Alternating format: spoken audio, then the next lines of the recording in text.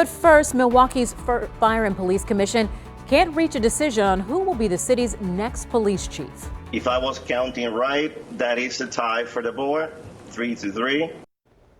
The 6-member board split during tonight's vote.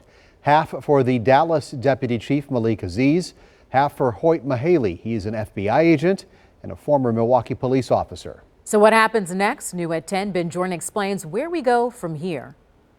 In a surprising twist to Milwaukee's search for a permanent police chief, the citizen body responsible for making the decision couldn't come to an agreement by the deadline they set. So they set a new vote for next week with the thought that someone might change their mind.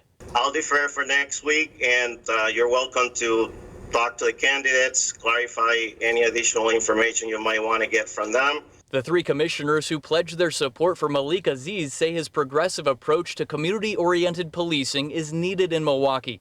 Some also commended his response to a major crisis in 2016 when a gunman killed 5 Dallas police officers on his department. Mr. Aziz's resume popped in my eyes.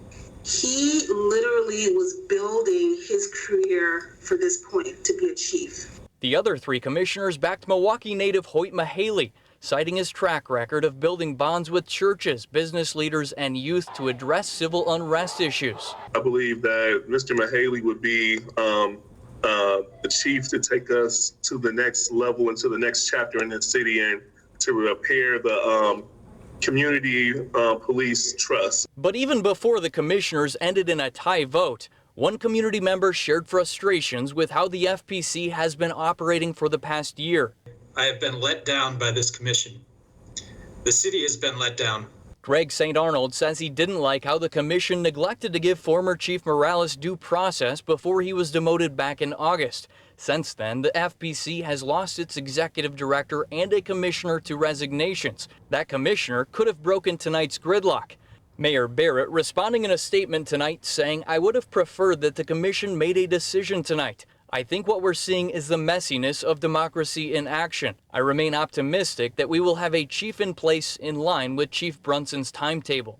Chief Brunson's last day before retiring is set for December 23rd. If the FPC can't break their tie next week, Common Council President Cavalier Johnson says Alders could confirm a new commissioner who's been nominated by the mayor as soon as December 15th. That person could potentially hold the tie-breaking vote.